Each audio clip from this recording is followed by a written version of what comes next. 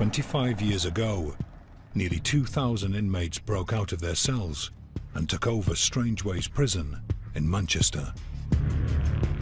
The world's media caught every moment of the rooftop siege. But what made Strangeways remarkable was that cameras had already captured the brutal conditions that existed inside the prison. A stark warning of what was to come. I'll tell you something, this place will go off, and when this place does go off, the roof will go, man. When this hidden world finally erupted, men died and hundreds were injured.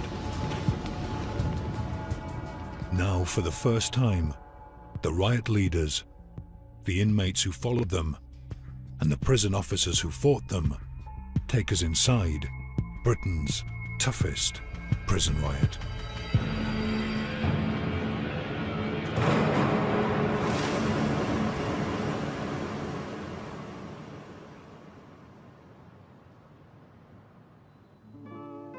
Strangeways Prison, Manchester.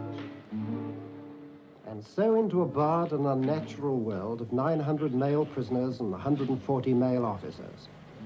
A world without money, or women, or liberty.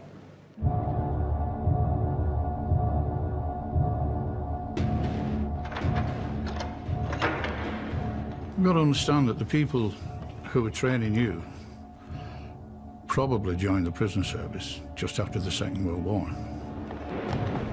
And they were trained by people who joined just after the First World War. And they were probably trained by people who joined after the Boer War. So the standards that applied were the standards that applied 50, 60, 70, perhaps 100 years ago. What were those standards, Dave? Discipline. Simple as that.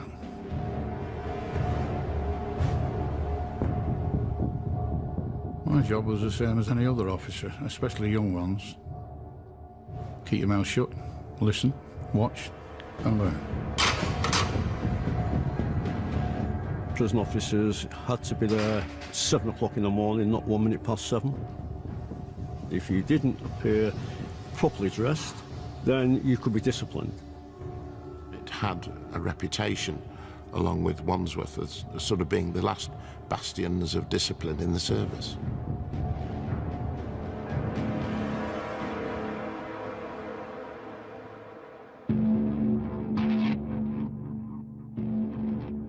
Strangeways was Britain's largest jail, a dark star hidden behind vast Victorian walls in the heart of Manchester. The prison was designed on a Victorian design. If you were to look right down from the top of the rotunda, you would see the prison centre, which would be the hub of the wheel. Off that centre were the 5 wings, A, B, C, D and E. And those wings would house all the inmates on 4 different landings, A1, A2, A3, A4. And exactly the same with B wing, C wing, D wing and E wing. So you can stand on the centre of the prison and look down every wing and see everything that's going on.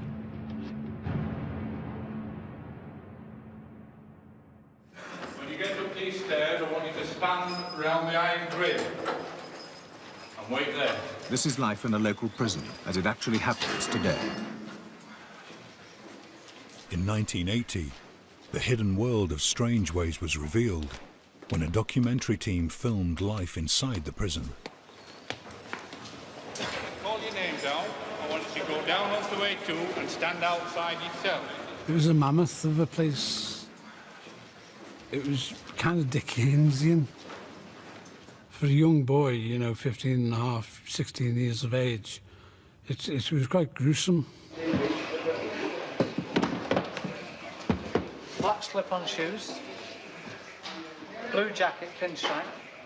I was 20, you know, a small, young man. When you're a young offender, you go through the reception stuff. You drop your trousers right there. You're stripped and, you know, and You know, they ask you to bend over and that, and they expose you. Put your shirt right up for me. What's this scar for here? Stabbed. Eh? Got stabbed. Everything in there was dark. It was frightening as well. It was frightening.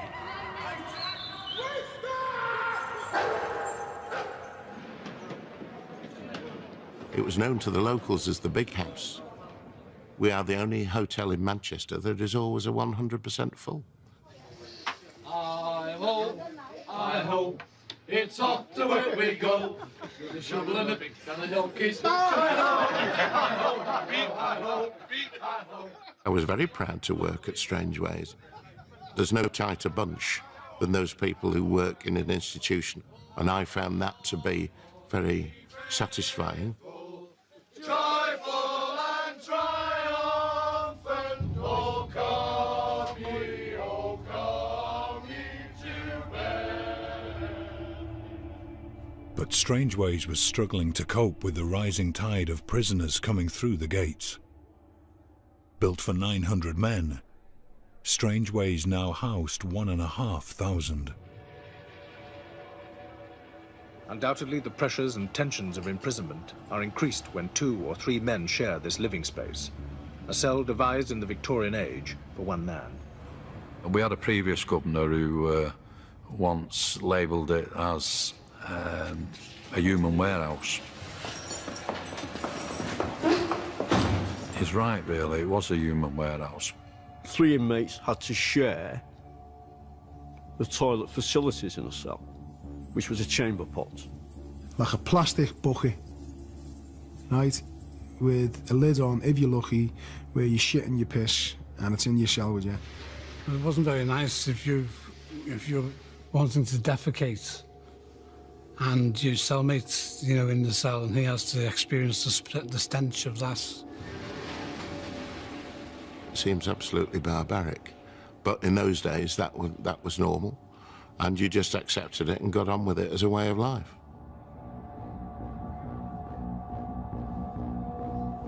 Prisoners were allowed just 1 hour's exercise a day. For the other 23 hours, the men were routinely locked back in their cells. Tension, anger, frustration. The added problem of overcrowding rising to alarming proportions has also increased the threat of insurrection. Dismiss! This is a Victorian prison in 1990 that's still acting and treating people like it's Victorian times. This place should be closed down because this nick is run by the screws. But I'll tell you something, this place will go off, and when this place does go off, the roof will go, man. Into this powder keg stepped an idealistic young governor, Brendan O'Friel. He had a reputation as a moderniser. The big issues were we had far too many prisoners and not enough cells, things for them to do. It makes people very depressed, very morose. It makes them very angry. Brendan O'Friel was a remarkable man. A man of deep convictions, of real spiritual experience, and a man who cared. The new governor was quick to spot the simmering tension that existed between prison officers and prisoners. I was a bit of a bastard, to say the least sometimes. I was volatile, I'd explode. Do you know what I mean? And I was hard work for them, and sometimes you didn't even have to do nothing. Say like there's 200 officers in Strange Ways. I'd say there's only 20 of them that were really bad. The others were all right, they were decent staff. They just went about the daily jobs, they didn't bother no one. But out of the 20, there were bad apples. They were a little firm, and they used to come round beating people up. There was no abuse. Simple as that. No physical, and no verbal. It's hear no evil, see no evil, speak no evil, but, some prison officers will have the courage to say what happens. Some won't.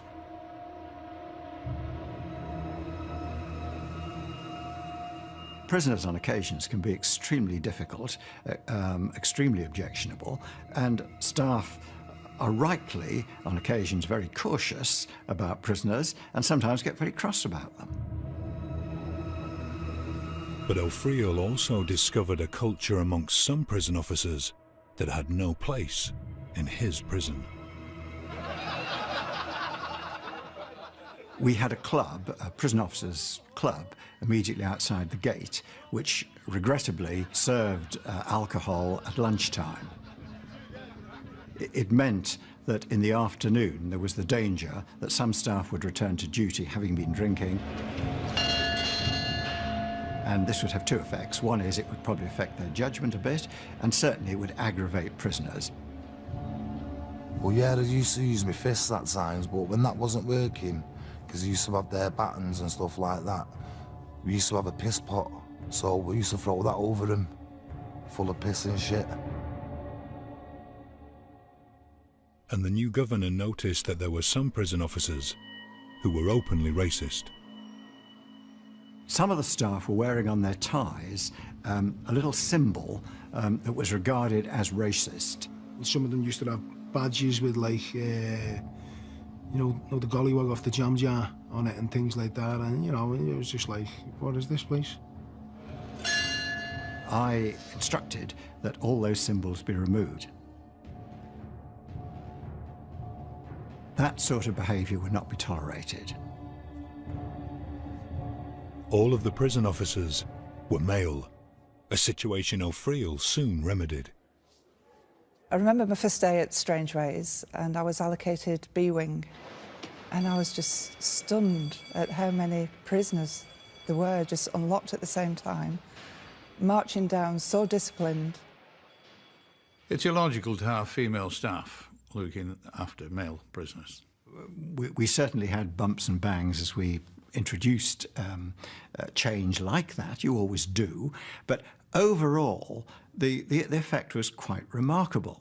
If there was tension on the wing, if prisoners were going to fight, sometimes the females just being there calmed it down. Unlike previous governors, Brendan O'Friel made it his business to get to know prisoners. He was a little bit different. He'd openly chat to a prisoner. If a prisoner came to him and said something, he would actually chat to them on the sensor, which, as officers, we found a little bit strange, I must admit. I knew about Brendan O'Friel. I'd had a conversation with him on the Central Rotunda one day. Just by chance, he was passing, and I engaged him in conversation. I was trying to persuade Paul that there were opportunities for him to go to work, because he was a sentence prisoner, and I was trying to get all the sentence prisoners in the main prison doing some sort of activity for at least half a day. Paul Taylor was serving 3 years for checkbook fraud and handling stolen goods. I grew up in Birkenhead until the age of 7.5, and my mother had a breakdown, and from the age of 7.5 I was in care homes. He'd been in and out of prison since the age of 15. Now nearing the end of his sentence, Brendan O'Friel was keen to prepare Taylor for life outside.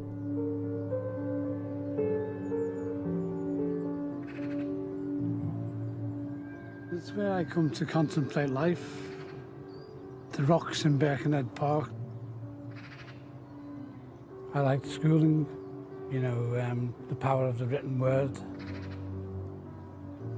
This is a rock I imagined when I'm sat on those rocks over there, that this is a lecture hall and that this is Aristotle or Plato or Socrates giving me a lecture.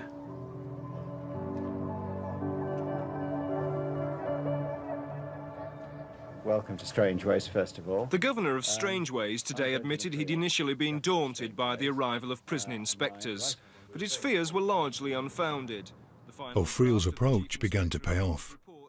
Strangeways got a good report from the Chief Inspector of Prisons.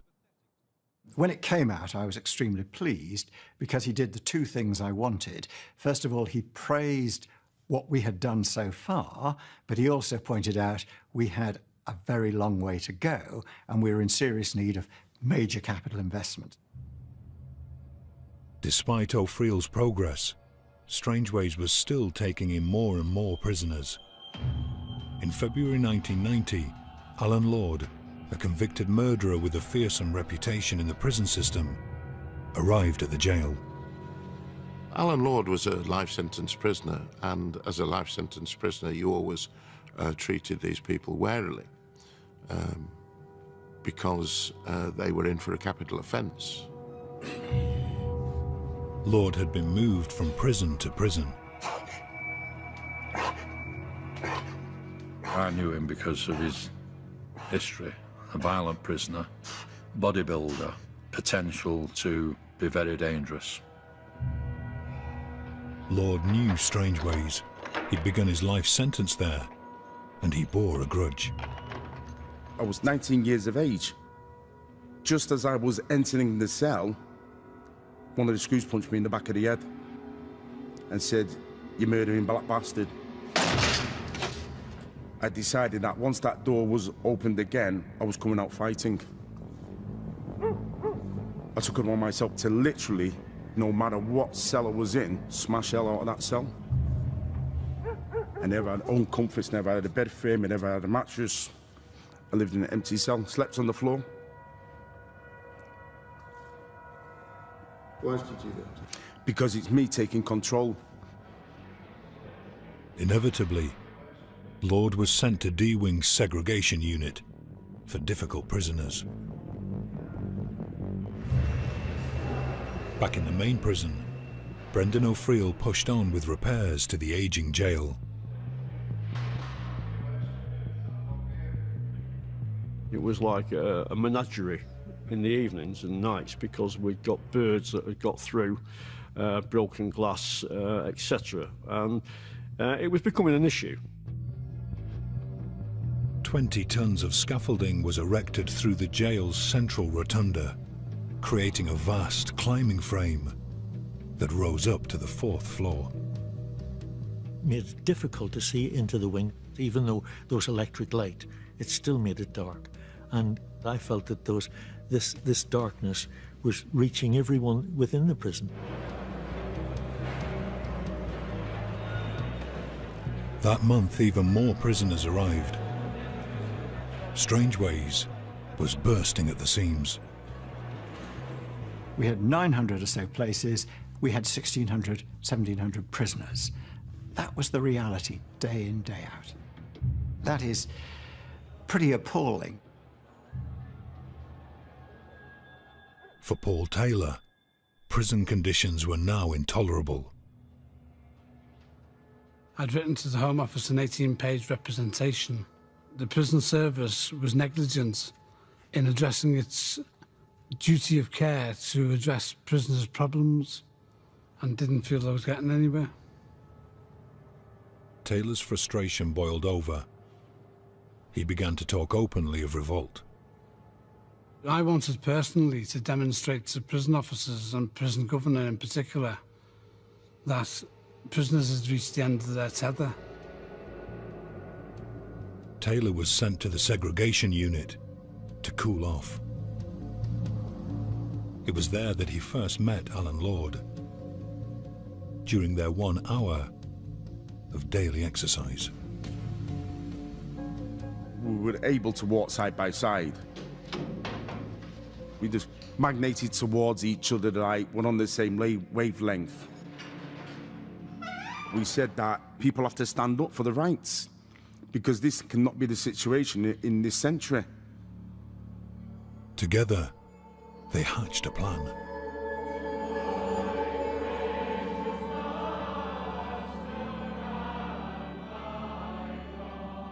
And I said that a 24-hour protest in the chapel would be great if everybody stuck together. The chapel was the one place in Strangeways where large numbers of prisoners were allowed to gather.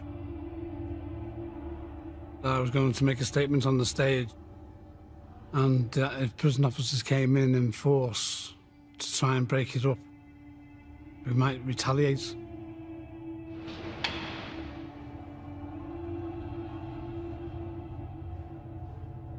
It was very quiet. It was eerie that night. When I was doing my rounds, the occupants were wide awake, just laid on top of the bed, which was unusual, you know, but they're usually asleep.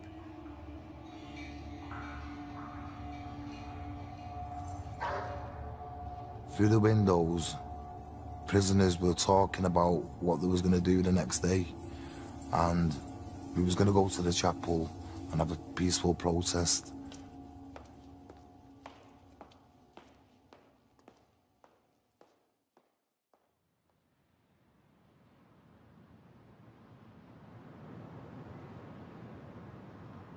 On the Sunday, I was late for the first time in my life.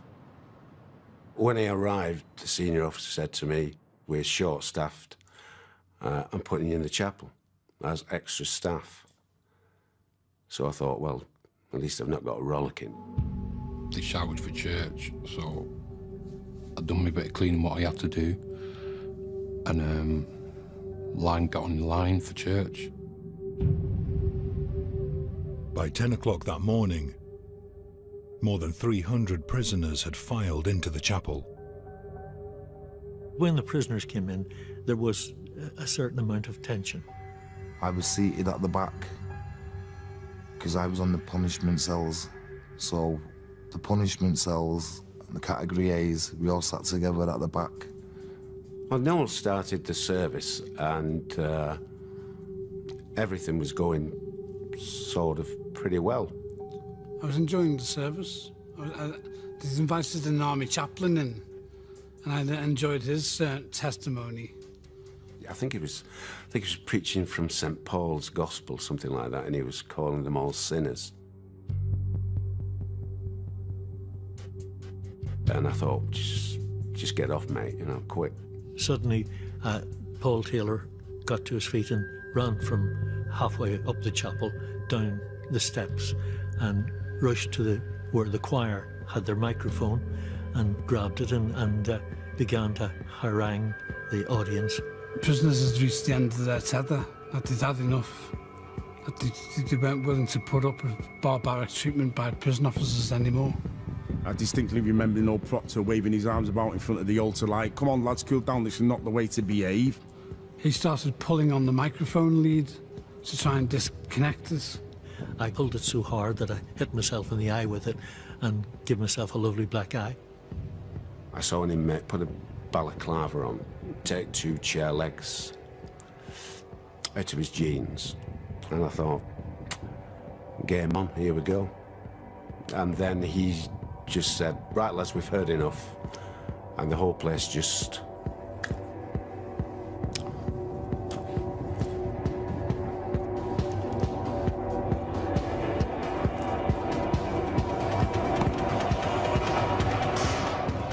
Everyone just started going mad. Anything that could have got damaged was getting damaged. Everything was in a pile, in the middle, kind of thing, like a bonfire. It was payback time. And I'm not saying it's right or wrong, but, you know, you kick a dog down, eventually going to bite your back, and that's exactly what they were doing. All we could do was hand it over to God and say, "Lord, you're in charge here, you sort this out." I remember pulling one colleague out by his trousers and he said, "They've got me keys." And I said, "Forget your keys, mate, let's just get out." And I said, "I'll have those keys." And we opened the back of the chapel doors and we flooded out onto the landings, and prison officers weren't up for the fight. They just retreated. In strange ways, all cells were opened by a single set of keys.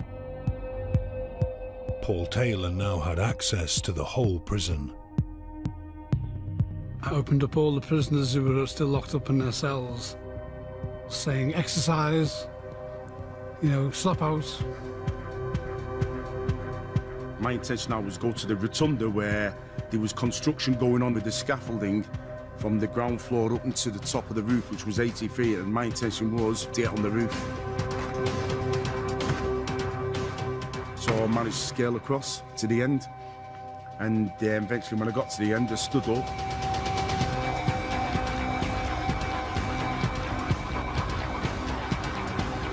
It was like, wow, look at this. Look how vast it is. Oh, it's beautiful. It's a beautiful place, Manchester. I was so happy to see the Arndale, the CIS building. This was like me now being released. I thought, I'm on the roof here. I feel safe. I happened to see the bell. So instinctively I went, I'm getting the bell down. I smashed the hell out of it, put a load of dints in it. And when I've had me fun with that bell, I threw it off the roof, so there's your bell back. And I remember shouting down, who's got your prison now? I've got your prison. News is coming in of a major disturbance at Strangeways Jail in Manchester. Inmates are believed to have stormed the prison chapel and they're now said to be rampaging through the jail. Within a matter of minutes of the prisoners reaching the roof, the riot had become a national event. I rushed up to the gate and discovered I couldn't get in because of these hails of slates that were coming off the roof. They were throwing tiles, just like frisbees. They were throwing them at staff, they were throwing them all over the place. There was a few staff who were quite badly injured. Remember, one staff got a piece of slate through his jaw. There was chaos going on because prisoners were just frantically letting off steam.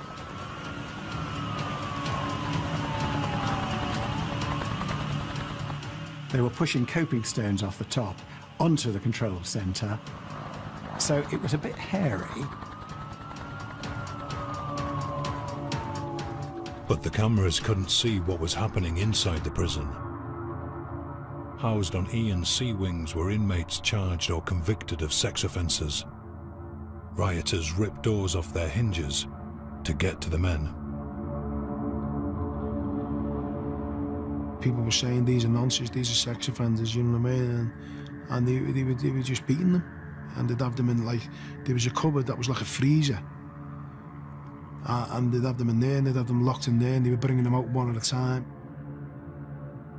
I'd seen a few of them hit with iron bars. It was just like a wild pack doing things, and people were just joining in. I want to locate a particular prisoner who'd come in that week for attacking a 6-year-old girl, attempted rape of a 6-year-old girl. And we went up onto that landing and we found the cell that he was in. And we entered that cell and I did punch him twice. And prisoners set about him with sticks. And he was dragged from the cell and his face was pushed into the railings. And then he was picked up and thrown over the railings. But he grabbed hold of the railings so intensely that it required, you know, hitting his fingers with a stick for him to let go. Tables, chairs, everything went over on top of him. They were all enjoying it and getting off on it, and no one felt bad about that at all. Badly injured and fearing for their lives, prisoners dragged themselves to safety. This inmate was actually thrown out at the end of A wing onto the stone steps. He'd been beaten up in such a way, maybe his private parts or whatever. He was in such a state. There was blood all over the place.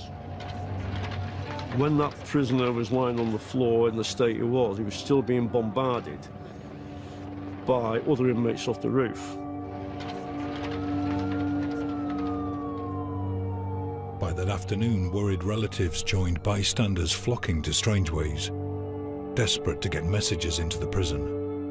I want him to get out of that prison. I want him to get out because there's going to be a load of killing. I can feel it in my bones. Listen, Jeffrey, whatever's going on in there don't have nothing to do with it at all. You just get yourself to the nearest door and get yourself out of there, laddie. By the end of the day, 1,000 men had fled the riot and surrendered. As we started to see that the numbers inside were dropping, we thought it was time to explore whether we could get any of it back. I then met Brian Nicholson, who was taking control of the situation. Brian was immense in stature and immense in character. He's a Yorkshireman, and you can always tell a Yorkshireman, but you can't tell him much. My assessment was it was very serious indeed, and it was going to be a very, very difficult and complicated job taking this prison back. Brian Nicholson had witnessed earlier riots at Hull and Risley prisons. Before he could mount an assault on Strangeways, he needed to know just what resistance he was likely to face. The plan was to enter from the hospital onto Ewing, go up onto the 1s, 2s, 3s and 4s landings and clear the landings as we had the staff to do that. At 8 that evening, the riot squad entered Ewing. The power had been cut that day by prisoners. Strangeways was completely dark. I was on the roof and the call went out that they're trying to get into Ewing.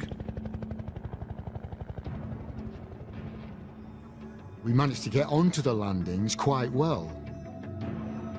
But waiting above them on the wire mesh were dozens of prisoners. Armed with scaffold poles they'd taken from the central rotunda. Then all of a sudden, it just broke loose, yeah? Prisoners filled the wire and were driving the scaffolding poles, were driving them through the wire down onto us. Some of the scaffolding poles that are getting launched through the netting at them, hitting the shields, buckling them, smashing through the legs, causing a lot of injuries to them. I think they were trying to kill us, no doubt about it. I think they would have liked to have killed us. I wasn't personally brandishing anything. I was just stood there with my hands behind my back, watching proceedings. Paul Taylor, I just seen this guy is completely eccentric. He'd have like a pen and a rose, and he'd start quoting Shakespeare. He was like a romantic anarchist, I should say. The next thing that came along was buckets of urine and excreta. I got into my face, in my nostrils, into my mouth, and pop everywhere. So we knew what we was going to be up against, and it was going to be quite a violent response if that was anything to go by. In fact, a very violent response. But we could manage it.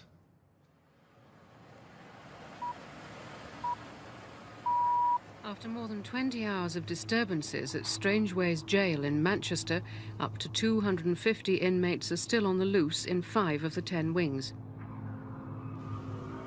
The second day, I thought I was dreaming.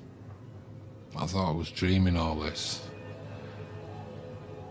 And when I opened one eye, it wasn't a dream. It was real life. It's known that more than 50 people were injured yesterday, but reports of up to 12 deaths are still being described as speculation by the Home Office. I was taken aback by that because I thought, that's wrong. That's wrong. We checked to see if anybody had been hanged or anybody had been killed.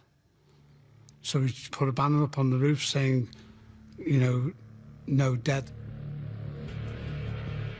But the rumours of dead inmates persisted, and the world was watching. The pressure grew on Brendan O'Friel to act. My idea was to, let's get this ended. Let's get back in control. Overnight, hundreds of prison officers trained in riot control had arrived in Manchester. The plan that I suggested was the main force would actually go through the chapel. As a diversion, other units would go along E-wing to take the landings, which we could do quite easily. The helicopter was going to sweep the roof, forcing the inmates to lie flat. Next phase would be to get from the landings onto the wire. The prison officers were then going to go up through the roof space internally, retake the roof. We're still very uncertain about all sorts of things, but nonetheless, Prison Services let me have 400 staff, all kitted up. Well, unless they're going to just stand there and do nothing, what are they there for?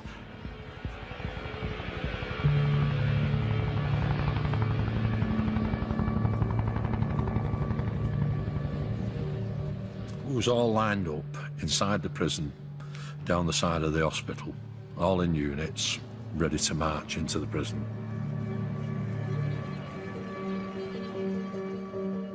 At 2 o'clock, O'Friel got a call from Brian Eames, deputy head of the prison service.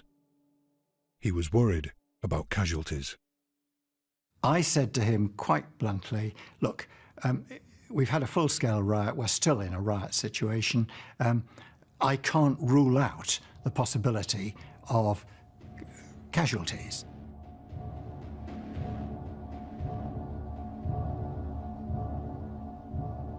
I was on the roof and I saw a mass of prison officers coming through the gatehouse into the E-wing section. Some people got prepared with big, huge buckets of scaffolding clips. People were making makeshift shanks. No one to the end of a scaffolding pole, they were putting a knife in, getting a hammer, and putting it down like a big medieval instrument. I would have fought to the death. Because if I thought one of the officers was coming to take me, I would have defended myself. Brendan O'Friel then received another urgent call from Brian Eames. He pressed me further and said, could staff be killed? I said, well, it's possible. That's the situation that we're in. He then said, it's not on, then, is it?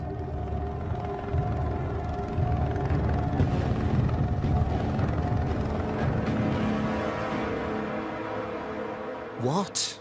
You must withdraw. The governor and all of us were absolutely deflated. We could not believe that order. Yeah, well, I was certainly thrown by it. I think the expression that several people used was poleaxed. You know, you just had to carry on. Well, morale dropped through the floor. You see, the prison had been taken over, and it didn't belong to them, it belongs to us. Everyone was elated. Everyone was chanting. You know, it was like everyone was laughing at them. I remember a speaker getting brought up on the roof, a big speaker out of the church. There was a song on at the chart at the time, Snap, I've Got the Power, you know what I mean? And people were playing it full blast. It was like a party within the prison. People dancing around.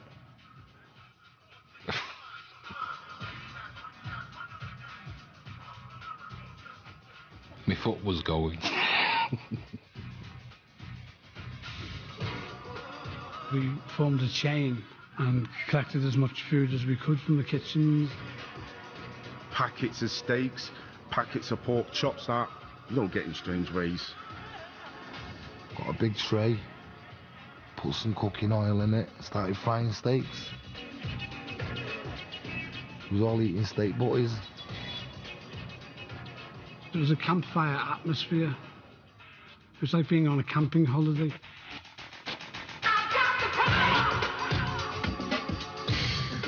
It's a complete release of all the stresses and worries and anxieties that you're actually feeling safe amongst this big crazy storm.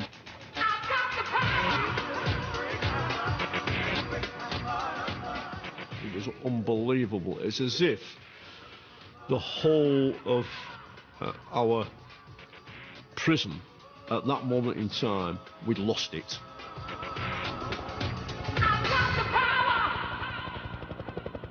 It's no longer a riot, it's a siege. Dawn this morning, and a powerful beam of the police helicopter overhead picks out prisoners on the rooftop. With the world's media now camped outside the walls of Strangeways, Paul Taylor and Alan Lord were centre stage. You couldn't be too lax about it, you couldn't be too jovial about it, because then the whole incident becomes trivial and nonsensical. And that's what it wasn't about now. This was a golden opportunity to actually put under the microscope the prison system. This prisoner claims he started the protest, but says we didn't want a riot. At no time did anyone have any willful intention in respect of the very fact a riot situation developed. I just wanted the public to know that prisoners' treatment at the hands of the prison service was immoral. I wrote a 7-page representation, and I went onto the rooftop and I started broadcasting it. I got 4 pages into it. And then they started drowning me out with sirens. And I thought, okay, two can play clever here. And I thought of the classroom, and I went down to it. I ripped off the blackboard, found the chalk, went back up. There's nothing they can do now. The message is getting out even worldwide now. It's not about that now. It's about pen on paper, but chalk on blackboard.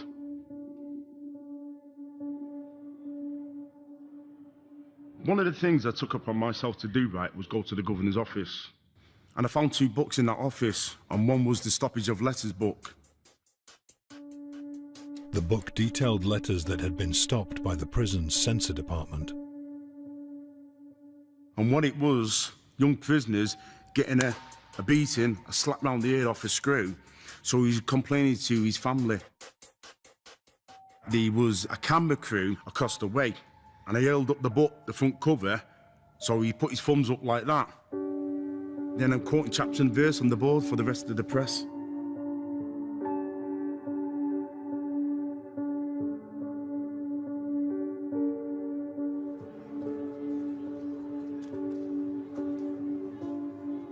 Lord and Taylor's grievances were now being heard far beyond the prison walls. This isn't a case of prisoners going on the rampage and destroying their own property. It's a case of prisoners going on the rampage and attacking fellow prisoners. There's no modern sanitation in the cell blocks, and men, even living 3 in a cell, are required to slop out. If we treat men like animals, we ought not to be surprised that they behave like animals. But for some of the younger prisoners, the rooftop protest had started to lose its appeal. Well, there was another young kid from my estate called Matthew, and he was up on the roof with me and that. Yeah, he kept my head together in there, as I kept his head in, you know, helped each other.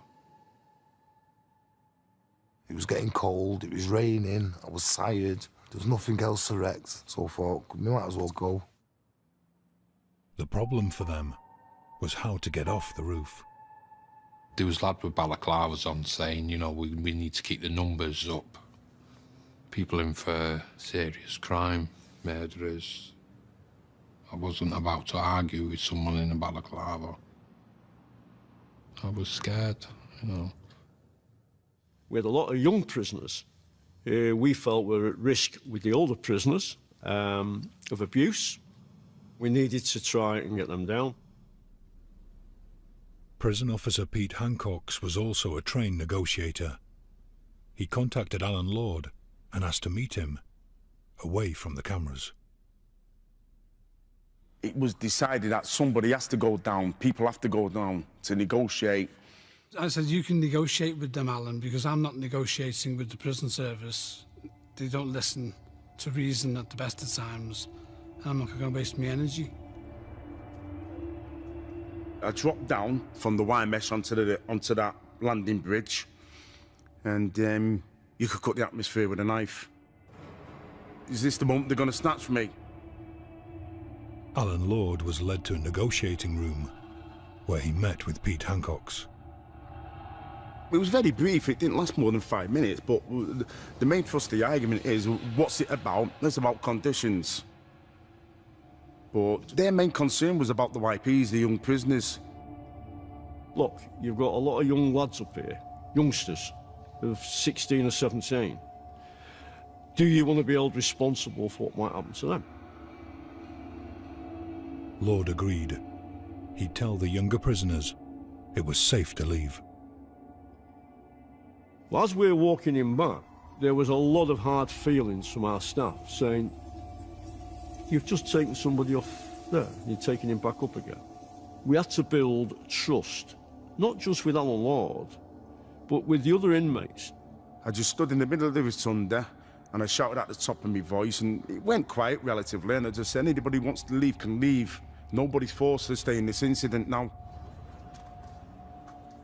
Within hours, several young inmates made their way off the roof. I didn't go round telling everyone goodbye, goodbye. I just got off. Me and Matthew went down. So as I was climbing over, he went, wait for me. And then we both surrendered that Friday evening. Fewer than 25 prisoners are left on the loose tonight in the ruins of Strangeways Jail. The authorities say those that are left are the hardcore of the hardcore. As the siege continued, the nation remained hooked on the unfolding drama from both sides of the prison wall. Tell Paul Taylor his mother's here when he come down! My mother came to Bury New Road and called up, but we couldn't really hear. Take care of yourself! I love you! I said to my mother, I cannot end my protest whilst people want to protest. What's it been like for you coming here every day to see? Couldn't tell you what it's been like. It's been terrible. Stress has been awful. I seen my mum anxiously, going to, like different broadcasting vans that were outside the prison. To be honest with you, I didn't feel too good about myself, about what I'm doing. I just think I'm adding to the worry again. What message would you give him if he gets to a radio? Oh, John, come down now while it's daylight and everybody's here. I don't want to see her distressed. So the way of changing that is to come down. But to come down to what?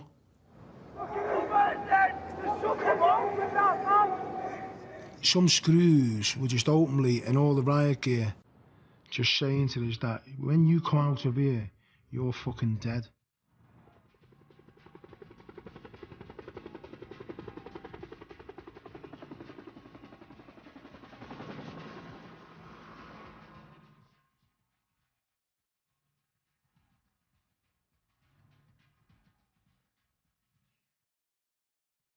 Trouble at other prisons, like Cardiff yesterday, is undoubtedly copycat. News of the riot had reached other prisons. Things were starting to get out of hand.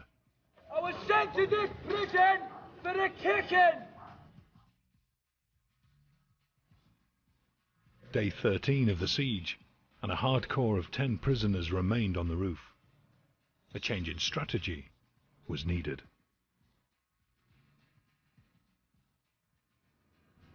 By this time now, the psychologists had moved in.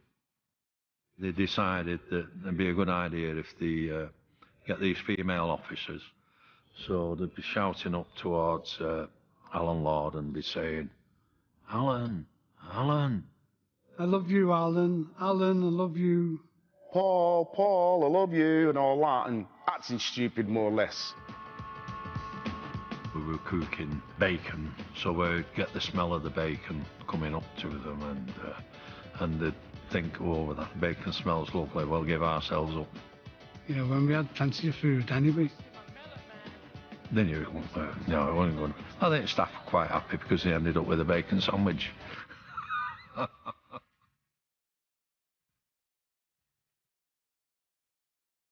The siege was now 3 weeks old, the longest in Britain's penal history. With 7 men still inside the prison, the governor looked to his newest members of staff for a breakthrough. Well, negotiating skills are very much about having good verbal ability, being able to get close to the other person, empathy. He said, we need a female to go and speak to them. And he said, and you know them all. The man Lisa John knew best was Alan Lord. We'd heard rumours that he was actually sleeping on the landings with a noose around his neck. If the staff had tried to enter the prison, he was going to throw himself off the landing.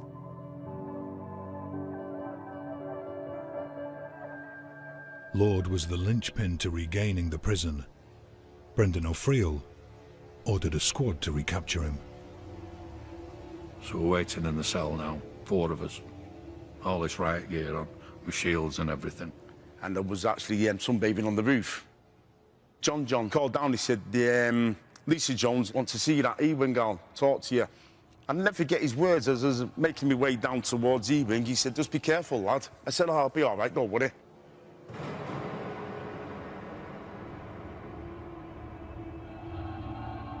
I'm thinking about how's he going to fight? Is he going to give us a good fight? Are we going to struggle with him? Big, powerful man. I've dropped down onto the ones, and I must admit, through my own complacency, I didn't see it straight away. And they went to the gate to speak to the negotiators.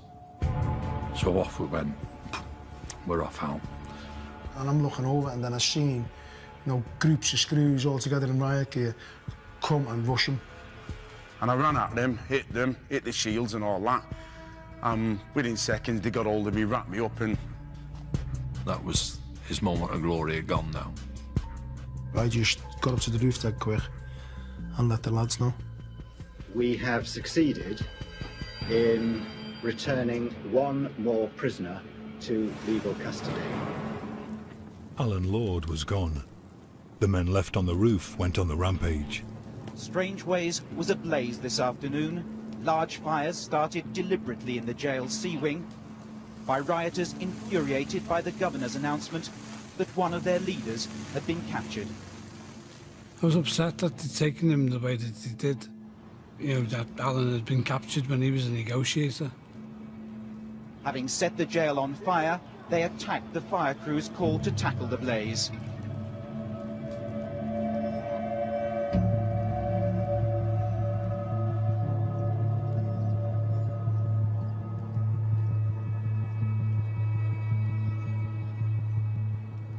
Early this evening, a prison van left Strangeways, carrying Lord to another prison in the north of England. Lord's capture meant Brendan O'Friel now had the support of the prison service to retake Strangeways. We'd certainly got the number of staff that we needed, and we'd certainly got a very clear authority that, you could do it. The operation to take back the prison began at 9 in the morning on April the 25th, 25 days after the riot started. Units would go in on different parts of the wing. Some would enter via the end of the wing, some would enter via the chapel.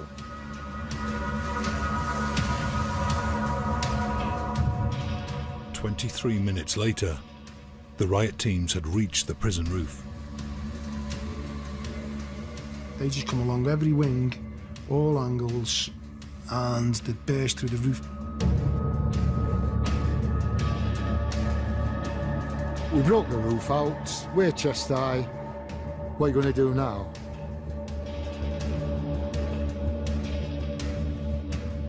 But with prison officers ordered not to risk their lives by climbing onto the roof, it was stalemate. Taylor displayed more antics from his repertoire. He appeared to be suggesting he could fly to freedom, but it was a lost cause. John! John, come down, son! Then we were just cornered. Do you get me?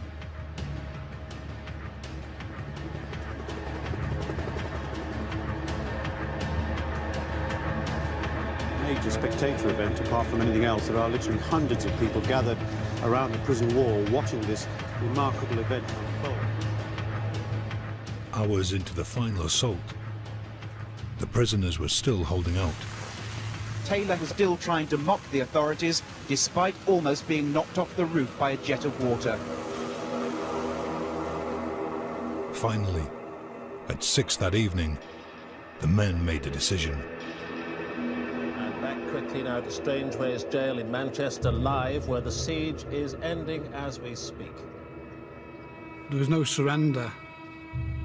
We just actively responded to our family's wishes. Taylor agreed to come down, but only in full view of the television cameras. And there they are, into the bucket. As soon as I put my foot on that cherry picker, I just felt terror. I just knew that there was going to be a huge price to pay, possibly for the rest of my life. And the 5 of them climbed in, and they were giving gestures to the press as if they were absolute bloody heroes. One of them, he was saying, "Get that mask off that Scouse bastard. Let's see his face," you know what I mean?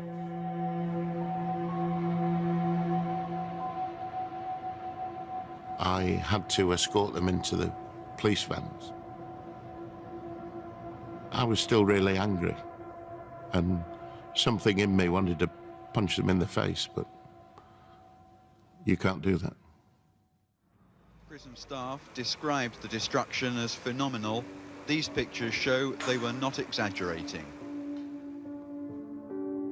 It was sheer vandalism. It was, in my view, and I stand by that, an explosion of evil. It was as if our whole professional world had been taken away. I stood in the hub of the prison, looked around. Not just me, but 2 or 3 other staff were there. And we were in tears.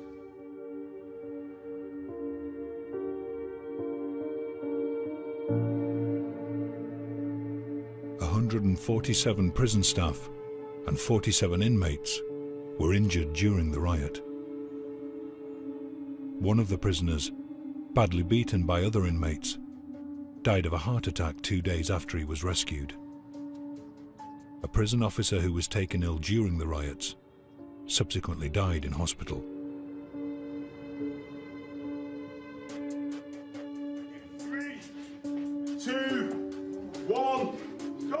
For his role in the riot, Alan Lord had a further 10 years added to his sentence. After 32 years in prison, he successfully applied for a government grant and now runs his own gym just a few miles from Strangeways. Despite the fact that they say that we rehabilitate you, that's a load of rubbish. You rehabilitate yourself as a human being. There's only one person going to change, and that's yourself. Paul Taylor was also sentenced to a further 10 years in jail. He now helps his father run a taxi service in Birkenhead. These are pages of quotations that I give out to people in my home area. What's your favourite quotation? Friendship is the one thing concerning the usefulness of which the whole of mankind is agreed. By George Catlett Marshall. My family suffered. I suffered. From that point of view, it wasn't worth it. But I'm willing to sacrifice that, part of my life to know that I've helped change the prison system.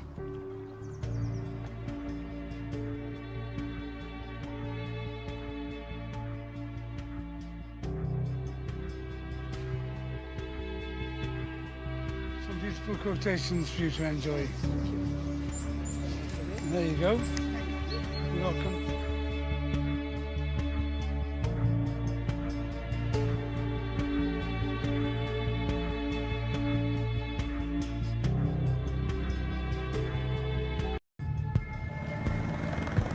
25 years ago, nearly 2,000 inmates broke out of their cells and took over Strangeways Prison in Manchester.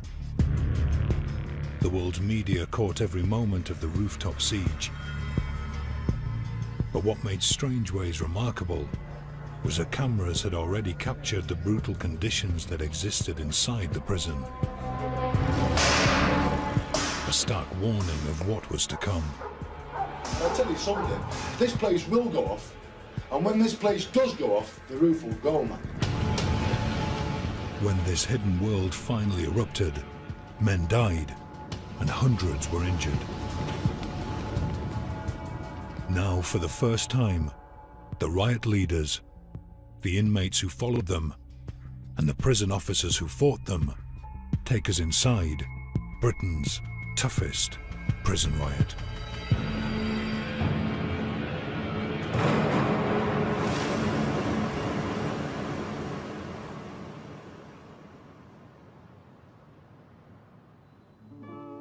Strangeways Prison, Manchester. And so into a barred and unnatural world of 900 male prisoners and 140 male officers. A world without money, or women, or liberty.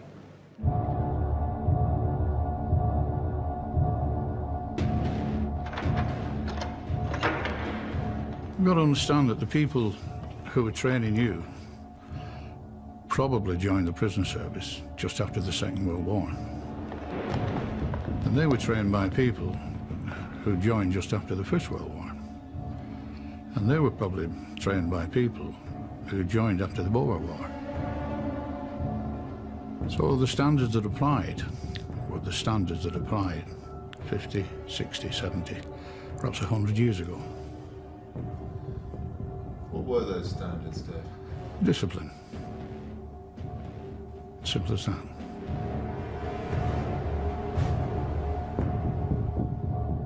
My job was the same as any other officer, especially young ones. Keep your mouth shut, listen, watch, and learn. Prison officers had to be there 7 o'clock in the morning, not 1 minute past 7. If you didn't appear properly dressed, then you could be disciplined.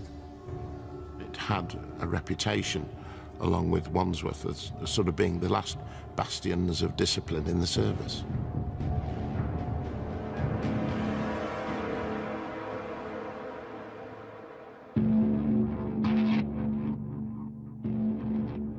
Strangeways was Britain's largest jail, a dark star hidden behind vast Victorian walls in the heart of Manchester. The prison was designed on a Victorian design. If you were to look right down from the top of the rotunda, you would see the prison centre, which would be the hub of the wheel. Off that centre were the 5 wings, A, B, C, D and E. And those wings would house all the inmates on 4 different landings, A1, A2, A3, A4. And exactly the same with B wing, C wing, D wing and E wing. So you can stand on the centre of the prison and look down every wing and see everything that's going on.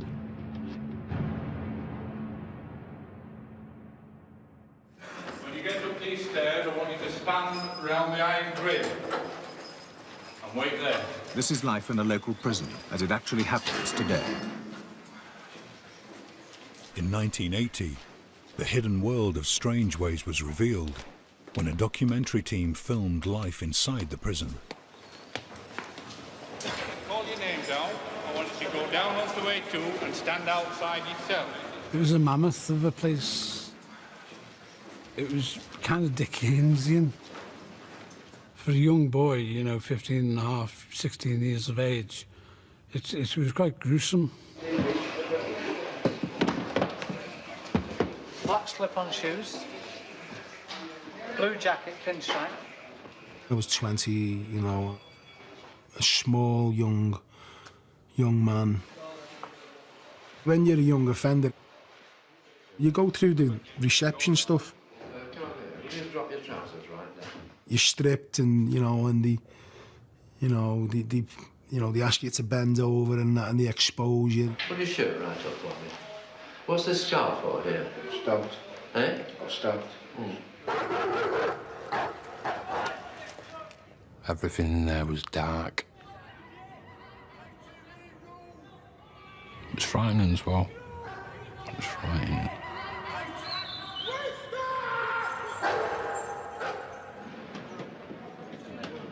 It was known to the locals as the Big House. We are the only hotel in Manchester that is always a 100% full. I-ho, it's off to where we go. The shovel and the pick and the donkeys. I-ho, I was very proud to work at Strange Ways. There's no tighter bunch than those people who work in an institution, and I found that